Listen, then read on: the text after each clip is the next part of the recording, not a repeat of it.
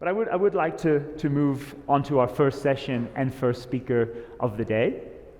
Our session this morning is going to pick up on some of the themes from yesterday and talking about how to maintain Mexico's competitive edge.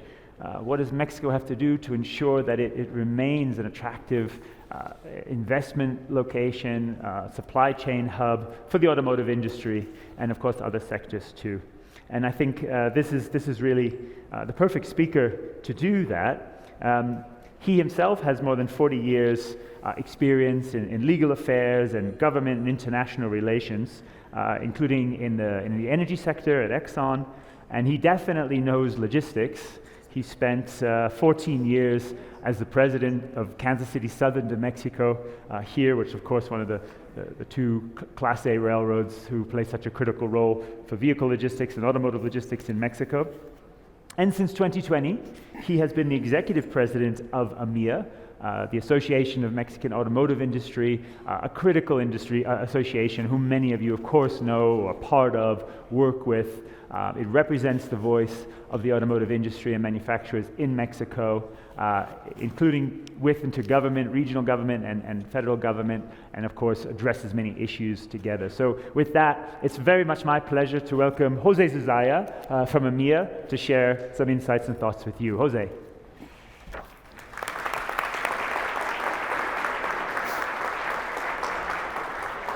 Gracias, Jose. Thank you so much. Thank you so much. So we'll hear from Jose, and then we'll have some questions afterwards. Okay. Well, I was wondering this morning if I should make this presentation in English or in Spanish. The presentation is in English, but I'm going to switch to Spanish. So if you don't mind, I will speak in Spanish, and all the information that you will see in my presentation, it's in English. So, sorry, I said in Spanish. Again. Buenos días a todos. Muchas gracias por la invitación para estar aquí. Agradezco la oportunidad que me brindan a la Asociación Mexicana de la Industria Automotriz y a mí en lo personal como presidente de la misma para venir a platicar un poco sobre cómo está el sector automotriz en México. Debo primero que nada pedirles una disculpa. Tengo antecedentes de que fui profesor universitario, y entonces como profesor universitario, y aquí ya saludé a uno muy prominente, él me va a entender, yo solía dar mis clases caminando, no solo para no dormirme yo, sino para que no se durmieran mis alumnos. Entonces les pido una disculpa porque voy a estar caminando. Hecha esa aclaración, vamos a iniciar con la presentación. Si es que responde. Ahí está. Bueno, la idea de esta presentación es platicar primero sobre una visión general del sector automotriz en México, después las acciones que se han tomado en México para hacer y mantener a México en un stand competitivo a nivel global en la fabricación de vehículos. Vamos a ver, van a ustedes poder apreciar ciertas posiciones de liderazgo que tiene México como fabricante, como exportador de vehículos a nivel global. Y finalmente platicaré un poco también sobre la colaboración entre la industria y el gobierno, que es fundamental para el crecimiento y el desarrollo de cualquier industria, pero en el caso muy concreto de la industria automotriz. ¿Cómo se encuentra el sector automotriz en México?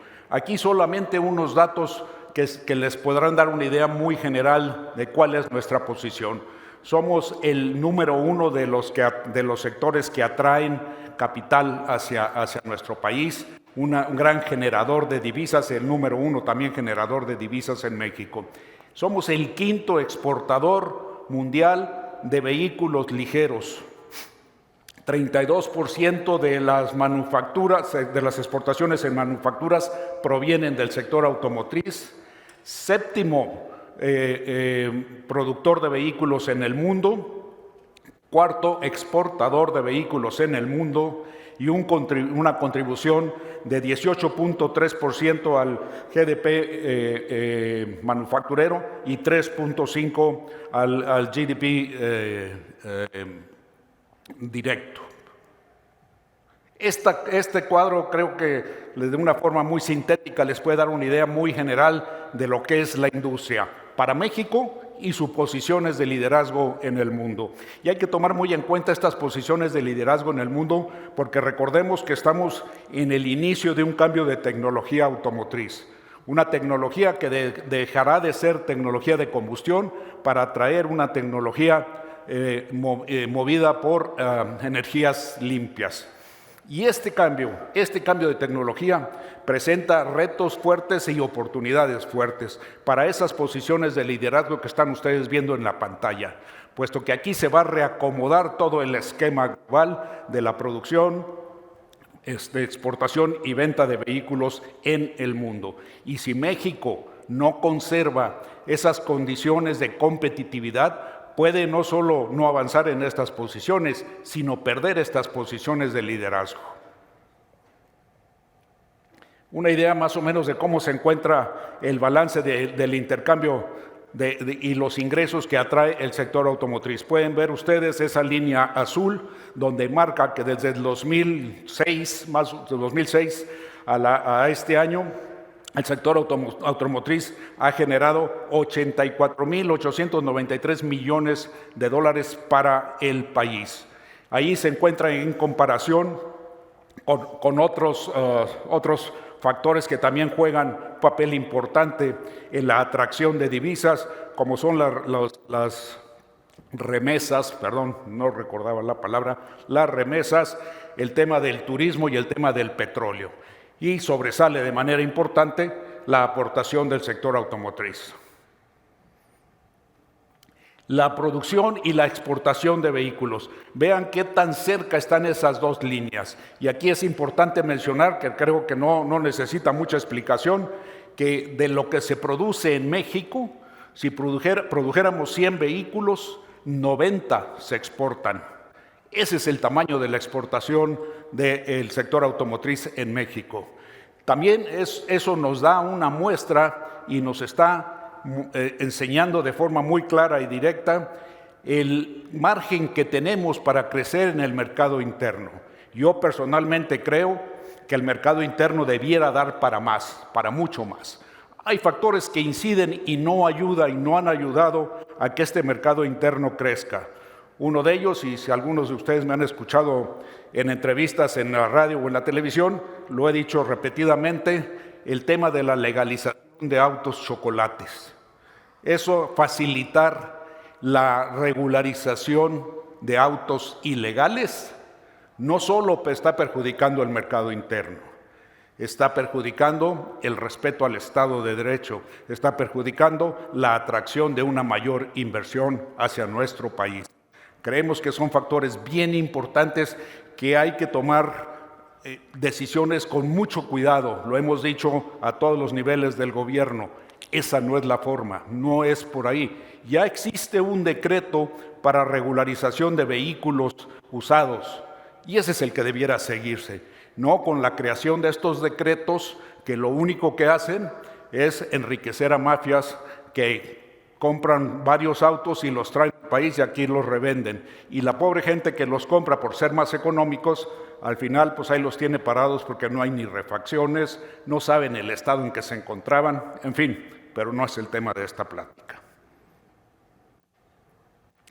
También la producción, las exportaciones y las ventas domésticas, otra vez pueden ustedes ver en esta gráfica claramente en dónde están las ventas domésticas.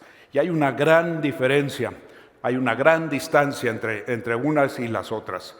De todas las exportaciones, otro dato interesante que no aparece aquí, de ese 90% que exportamos, pues casi el 80% va para Norteamérica y el resto al resto del mundo. México produce hoy vehículos para Europa, para Sudamérica, obviamente para Norteamérica y para Asia.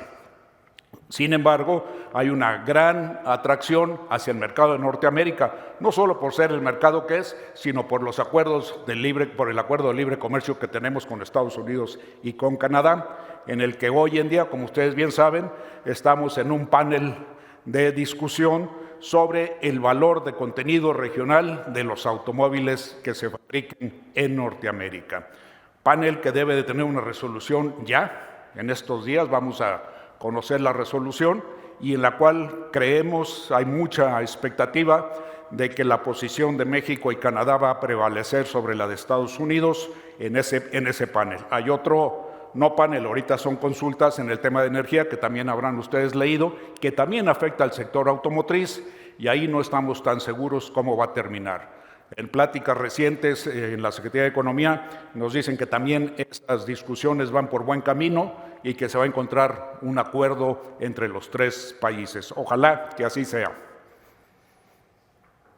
Los efectos de la crisis de semiconductores. Habrán escuchado mucho sobre semiconductores, y aquellos que han querido ir a comprar un auto, muy probablemente, un auto nuevo, muy probablemente los hayan hecho esperar 2, 3, 4, 5 meses para poder recibir su auto nuevo, por la falta de semiconductores. Esta gráfica les muestra cómo ha afectado la falta de semiconductores el mercado global y directamente cómo ha afectado en México esta falta de semiconductores. Pero no es solo los automóviles que se han dejado de producir, sino es también el tiempo que se ha perdido en la fabricación de los automóviles hasta tener suministro confiable de semiconductores. Un tema que confiamos, esperamos, y cada vez que lo digo me dicen que soy un mentiroso, porque lo mismo dije el año pasado y no ha sucedido, pero creemos ahora sí que para mediados del próximo año quede ya regularizado.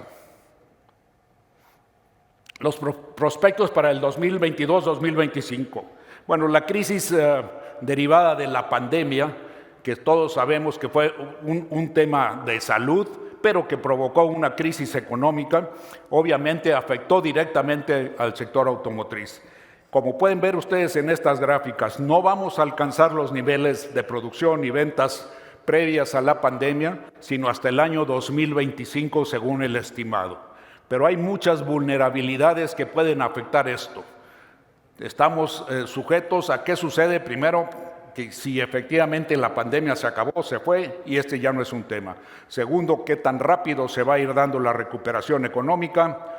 Tercero, si esta recuperación económica no viene seguida de una recesión y de qué magnitud es la recesión. Cuarto, pues la guerra de Rusia y Ucrania, y si no surge algo más por ahí en el camino. Todo afecta al sector automotriz, todo tiene una incidencia sobre el mismo. ¿Cuáles son las acciones para mantener a México como un país competitivo para el sector? Ya les mencionaba yo que es bien importante que México busque la competitividad, y hay temas que inciden directamente en esto.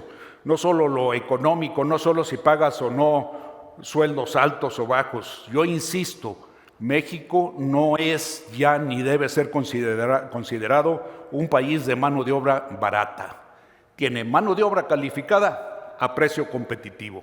Y eso es lo que tenemos que mantener, pero no a costa de los trabajadores. El sector automotriz paga salarios buenos, salarios por arriba, bastante arriba del salario mínimo. Entonces, ¿qué es lo que puede afectar la competitividad? Empecemos a hablar por la seguridad. La seguridad tiene un costo directo que afecta a la competitividad del país. Después, toda la infraestructura que como país tenemos, infraestructura que se ha ido envejeciendo, se ha ido haciendo obsoleta y que hoy en día a veces no alcanza para la gran demanda que nuestro país tiene y para el gran potencial que tiene. México sí puede ser y debiera ser considerado como un hub global, no de Norteamérica, del mundo. Nuestra posición, obviamente, frente a los Estados Unidos, pero con nuestras costas hacia Europa y Asia, nos dan una posición privilegiada que no hemos alcanzado a explotar bien, precisamente porque no contamos con toda la infraestructura. Y ahora sí que en mi vida pasada como presidente del ferrocarril Kansas City, no me gustaba que hablaran de esto porque decían que el ferrocarril no tenía suficiente infraestructura necesaria en México. Sí, no culpa de las empresas, y quiero ahí separar esto. Es un tema que no hemos adecuado la infraestructura de ferroviaria, carretera, aeroportuaria y portuaria de nuestro país a las necesidades y al crecimiento de nuestro país. Eso es fundamental para la competitividad, pero subémosle, como digo, la seguridad, sumémosle también la burocracia. ¿Cuánto te toma sacar un permiso, una licencia, un tal? Inspecciones todo lo que afecte a la empresa le está pegando a la competitividad, porque todo eso tiene un costo que se refleja en el costo por producir y en el cual competimos a nivel global. Simplemente las empresas armadoras, para traer una línea de producción a México, internamente están compitiendo con plantas que tienen en diferentes países del mundo, para ver a qué país le van a mandar esa línea de producción. Que una sola línea de producción es como si trajeras una empresa nueva, una gran inversión, nuevos empleos y nueva tecnología. Eso es fundamental. Ahí debiéramos estar trabajando juntos, gobierno e iniciativa privada, todos a favor de esto. Pero lamentablemente no hemos encontrado ese gran interés en el gobierno para apoyar la atracción de la nueva inversión. Ahí tenemos que trabajar todavía mucho más. Una simple gráfica de cómo vemos que puede pasar o las necesidades para incrementar la competitividad. Estuve invitado en el foro, en el Parlamento abierto para la reforma energética que hicieron en la Cámara de Diputados, y el cuestionamiento de un diputado ya molesto conmigo porque les dije no estamos de acuerdo con el esquema que están ustedes planteando para la reforma energética. Me dijo, pues ¿qué es lo que quieren? Le dije, es bien fácil, energía limpia, suficiente, disponible y a precio competitivo, y que me la venda quien sea. No estoy diciendo que tienen que ser del privado o del gobierno, pero hoy en día y con esa reforma no vemos que el gobierno va a tener la capacidad de generarla en esas condiciones. Entonces, eso es lo que México necesita, energía limpia, suficiente, a precio competitivo, porque todas las armadoras tienen ya acuerdos globales para que del año 2035 al 2050 se cambie la tecnología hacia tecnología movida por energías limpias. Y no solo eso, y ahí está el riesgo de México.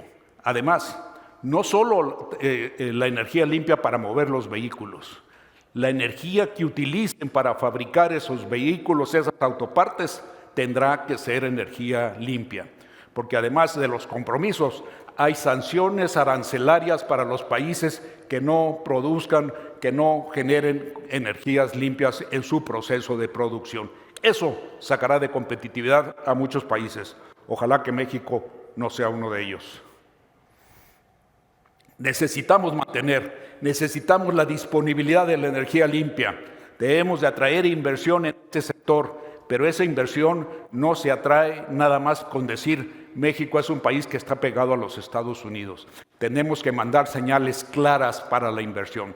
Recordemos que la inversión lo primero que busca es seguridad jurídica. ¿A dónde me voy? A donde me respeten las leyes, que yo sepa que hay leyes que se cumplen y se hacen cumplir. No viene la inversión extranjera a buscar cómo evadir las leyes, viene a cumplirlas, pero que se le exija a todos y que todos las cumplan. Eso es bien importante. Cada país tiene la responsabilidad, y está hoy firmando en la COP, las responsabilidades de ir borrando la huella de carbón, porque una vez más esto tendrá un precio para los países. Se establecerán estas sanciones arancelarias para aquellos que no cumplan con su compromiso en la huella de carbón. Entonces, el sector automotriz es fundamental en esto, es una pieza clave. Y lo digo cuando hablo del cambio de tecnología. La tecnología está cambiando hacia la electromovilidad. Ojo, ¿con México o sin México? Pues más vale que sea con México, porque si no, nos vamos a quedar aquí como algunos países que ya conocemos, donde pues solo circulan autos clásicos y no en muy buen estado, ¿verdad? Porque los autos de combustión se van a quedar. Y no solo es que se quede el auto de combustión, ya no habrá la misma disponibilidad de gasolinas, ya no habrá las mismas refacciones, etcétera, etcétera, etcétera. México tiene que subirse, tiene que estar ahí liderando este movimiento hacia la electromovilidad. Los planes de cumplimiento para alcanzar los objetivos imponen retos muy importantes a las empresas, pero también a los países. Me preocupa que de pronto firma México como país acuerdos en la COP de que para el año 2030 el 50% de los vehículos que se fabriquen en México serán eléctricos. Y no solo eso, acabo de leer que la Ciudad de México establece que para el año 2040 solo autos de combustión, movidos por energías limpias van a circular en la Ciudad de México. ¡Qué maravilla! Música para nuestros oídos a los que estamos en el sector automotriz, pero que nos digan cómo. ¿Dónde está la infraestructura para que eso suceda? ¿Dónde están los incentivos para que eso se dé?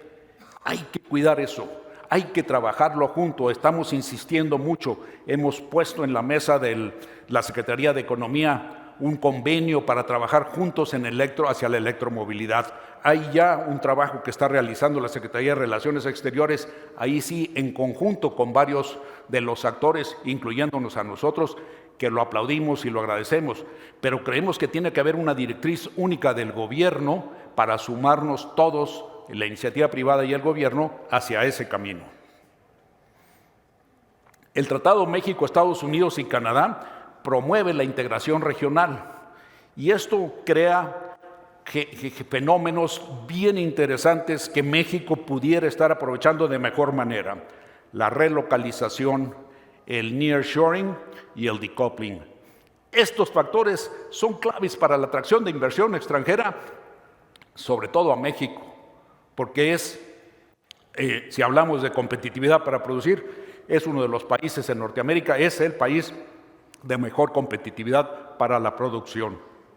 Debemos de aprovechar el momento. Esto no se da para siempre, esto tiene una expiración, esto va a pasar 2, 3 años y se acabó. Vemos que están llegando empresas de Asia, sí están llegando y bastantes afortunadamente, pero ¿cuántas no están llegando que pudieran ya estar aquí?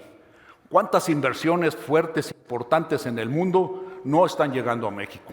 Hemos escuchado de plantas armadoras muy importantes que hoy se están estableciendo en Estados Unidos, cuando pensaríamos que nuestro competidor iba a ser, no sé, Taiwán o Corea o alguno de esos países. Estados Unidos hoy nos está compitiendo.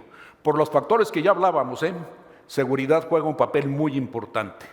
Suministro de energías limpias juega otro papel muy importante. Son piezas de ajedrez que se mueven en un entorno económico que México debe de sumarse, debe de adecuarse ya y aprovechar estas oportunidades que el TEMEC nos está brindando hoy. No esperar a ver cuándo. Tenemos que tener decisiones y publicitar la disponibilidad de los empresarios y del gobierno de México hacia la inversión extranjera. Hay que hablar bien de México, todos. Es como si te empiezo a platicar de que en mi casa los sillones de la sala están rotos y tienen clavos, la alfombra caída, que hay ratas, y luego te invito a que vengas a ella. Pues no, gracias, ¿verdad? Ahí yo no entro. Así a veces somos, nosotros mismos nos tiramos y no hay que esconder lo que pasa, porque es real, pero también es real que somos eficientes, somos competitivos. He tenido comentarios de empresas alemanas que dicen mi fábrica, mi armadora en México produce mejor calidad que en Alemania. Hay que enorgullecernos de eso, de lo que sí estamos haciendo muy bien, pero hay que cuidar y mejorar lo que no estamos haciendo bien. La producción de semiconductores en Norteamérica, ustedes saben que el presidente Biden recientemente anunció un programa para la producción de semiconductores y afortunadamente a nivel regional. Y ahí hay una invitación al gobierno de México y a México para sumarnos en tratar de atraer inversiones de empresas de semiconductores a México para acelerar el proceso de recuperación de la falta de los mismos. Esto es bien importante para México, es bien importante como región y es bien importante para el futuro del sector automotriz a nivel global, incluyendo, repito, cuando hablamos de la electromovilidad. Los semiconductores son una de las piezas que se seguirán utilizando. Recordemos que un auto de combustión tiene alrededor o entre 20 y 25 mil piezas, un auto de combustión. Un auto eléctrico no llega a 1000. ¿Cómo va a haber una reducción tan importante en la fabricación de autopartes? Y ahí es donde el sector automotriz tiene que irse ajustando las armadoras con las fabricantes de autopartes para ver en dónde y cómo nos vamos a complementar en esa nueva tecnología que hoy está llegando. La transición necesita de un marco legal adecuado. Hemos y seguimos insistiendo que se requiere políticas públicas sobre electromovilidad. Ya, urgen, vamos tarde ya allí. La infraestructura y las comunicaciones. Recordemos que los autos ahora, y más cuando salgan las nuevas tecnologías, pues realmente son computadoras con llantas. Eso es lo que es un auto hoy. Bueno, eso va cada vez más hacia allá. Se requiere de una infraestructura amigable para esto.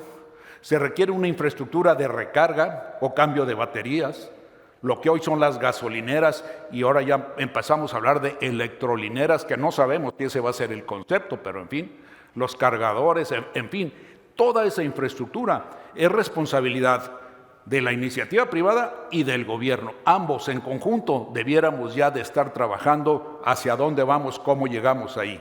Hay empresas armadoras en México que hoy están poniendo sus propios centros de recarga para garantizar la venta de sus autos eléctricos y que por lo menos en una zona determinada tengan la confianza de poder estar circulando sin el problema de quedarse sin combustible.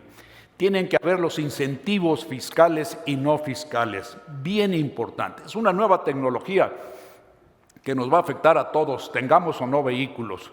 Es una nueva tecnología que es un cambio cultural también realmente. Estamos acostumbrados y nacimos con los autos de combustión. Esto implica un cambio importante en nuestra forma, en la movilidad, en forma de trasladarnos, forma de recargar, en fin, en todo.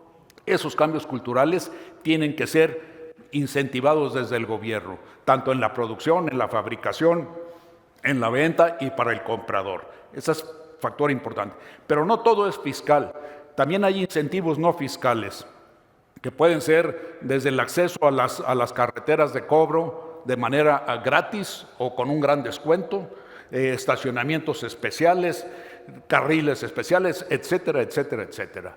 Todos estos factores son fundamentales para motivar el cambio cultural y tecnológico, para que todos nosotros veamos por qué nos conviene irnos hacia esa nueva tecnología y empecemos a cambiar y a tener confianza en esa nueva tecnología. Es tecnología muy avanzada. Todos ustedes, si alguno ya tiene un auto eléctrico, pues creo que estará contento con el mismo y hay confianza en esta tecnología. Pero nos cuesta trabajo y nos está costando todavía más si no tenemos la infraestructura necesaria. La educación al consumidor es lo mismo que digo yo. Hay que ayudar a este cambio cultural. El consumidor tiene que tener mucha información sobre esto, tiene que convencerse, o tenemos que convencerlo, diría yo. Tenemos que ayudarlo a tomar su decisión. Fundamental estos factores para el cambio y la transición. ¿Cuál es la colaboración entre el gobierno y la industria? Repito lo que digo, el liderazgo por parte del gobierno es fundamental, es muy importante, y ese liderazgo conducido por una sola institución de gobierno que agrupe a todos los actores en ese camino. También los estados deben de contribuir en esto. Es fundamental la aportación que los estados puedan hacer en este cambio tecnológico. Hay una serie de regulaciones y leyes que deben también de cambiarse, deben de adecuarse y modificarse. Estamos en constante comunicación con la Cámara de Diputados y Senadores en ese sentido también. Sobre infraestructura y comunicación, aquí les dejo unas notas nada más porque el tiempo se me acaba y no quiero que me vayan a regañar por tomarme de más. Los incentivos fiscales es fundamental. Tema de IVA, tema del ISAN, el impuesto sobre la adquisición de vehículos nuevos, la deducibilidad en las compras. Todo esto es un gran incentivo para la compra de estos vehículos. Allí tenemos que trabajar mucho de la mano con el gobierno. Y los incentivos no fiscales, que ya les había yo mencionado un poco algunos de ellos. Y los incentivos también a los productores de vehículos. Les reitero, esto debe ser hacia el fabricante, al productor, al consumidor. En toda la cadena debe de estar incentivados. La educación al consumidor, que ya habíamos mencionado también. Finalmente, y como resumen, se requiere el liderazgo del gobierno y la planificación, un adecuado marco legal, el apoyo a los consumidores y productores, el crecimiento de la red de cargadores eléctricos al nivel nacional, no de ciudades, y el suministro suficiente, disponible y a precio competitivo de energías renovables. Fundamental todo esto para que el cambio tecnológico se pueda llevar a cabo. Finalmente, la industria automotriz en México está lista para enfrentar los retos del futuro a través del Tratado de Libre Comercio con los Estados Unidos y de otros tratados con otros países a través de su cadena de suministro. La electromovilidad es una realidad que está llegando a nuestro país. Quisiéramos fuera más acelerado, pero no ha sido así. México ya produce y exporta vehículos eléctricos. Y 4 segundos antes, muchísimas gracias por todo. And absolutely no scolding here, Jose, for going over. I think everyone was rapt with attention and recognized the importance of what you have to say. I think especially on the points on the need for clean energy policy, because as we know, this will underpin, as you stated, not just sustainable transport, but the production as well, particularly of batteries. We're running a little low on time, but I still don't want to lose the opportunity to have a few questions. So I hope you'll all have patience for that. Just to turn briefly to the topic of some logistics here. Obviously, you address the really critical areas in the supply chain. But we know, of course, that logistics has been highly disrupted in Mexico and certainly beyond over the last 2.5 years. Has that changed the way AMIA interacts with the industry on logistics topics, in terms of working groups, in terms of interface with government as well?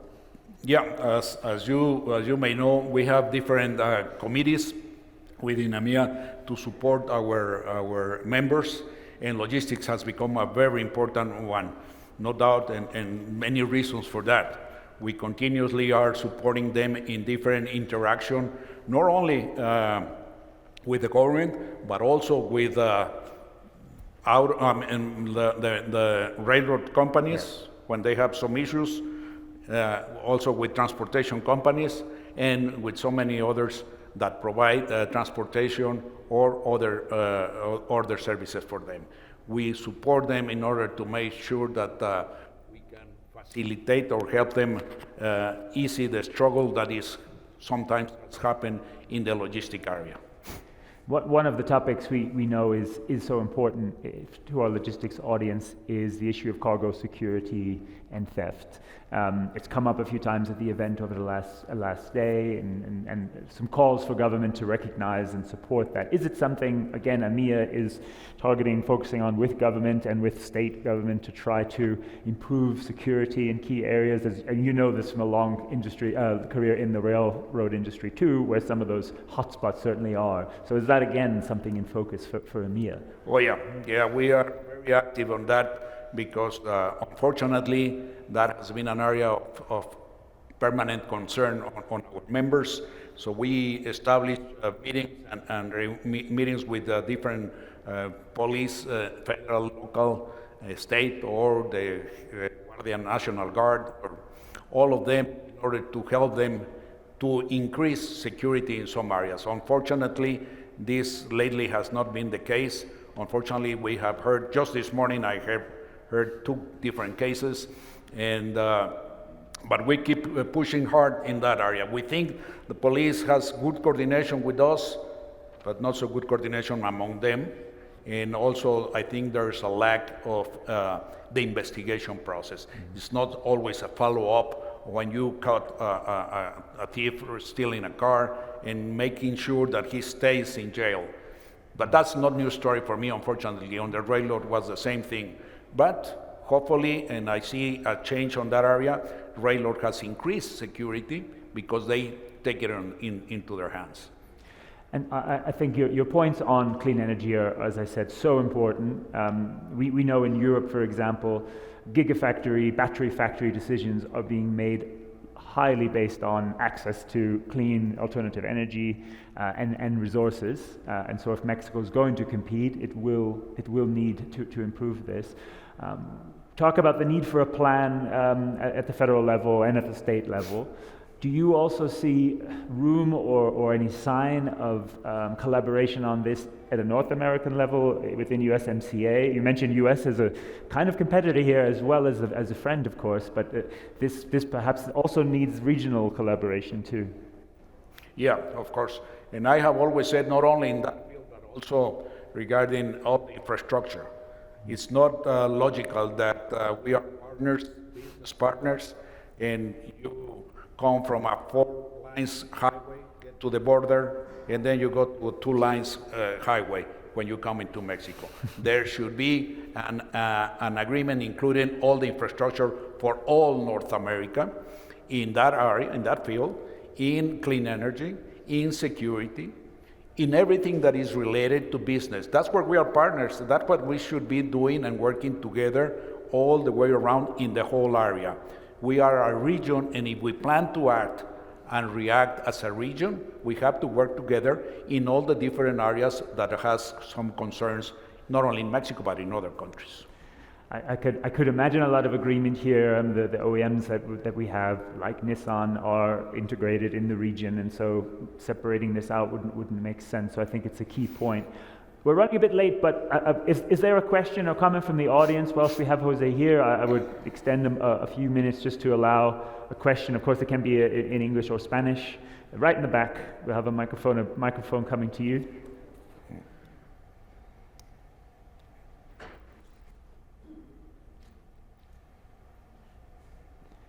And if you can just say your name and where you're from. Pues buenos días, yo soy Fernando. Y mi pregunta es, ¿qué plan tenemos para manejar como todos los vehículos? O sea, luego de que nos transicionemos más a energías limpias, ¿qué plan tenemos para los vehículos que ya no se usen, los vehículos de gasolina? Bueno, como actualmente se hace, la disposición de los vehículos que se van dejando de utilizar tiene diferentes formas hasta su grado final.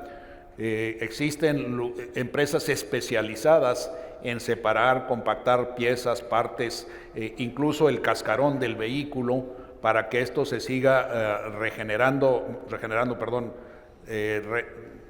recirculando de otra forma. Y eso mismo debiera hacerse o se va a hacer conforme estos autos vayan dejando de funcionar.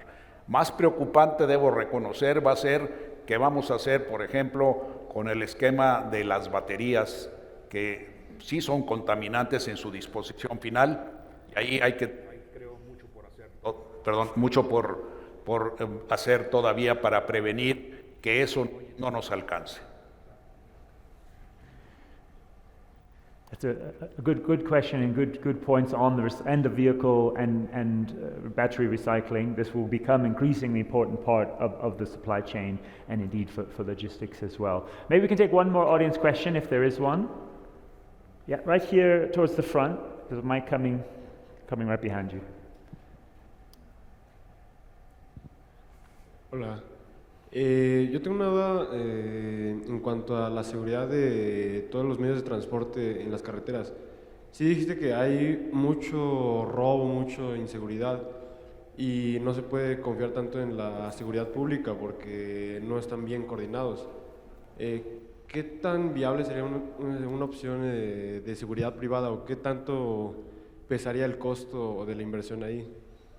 Sí pesa el costo por establecer seguridad privada, sobre todo si estás moviendo un total de 4 millones de vehículos y multiplica eso por 25 mil partes en cada vehículo antes de que sea convertido o armado como vehículo, pues imagínate el costo tan elevado que sería el poner seguridad privada en todo ello.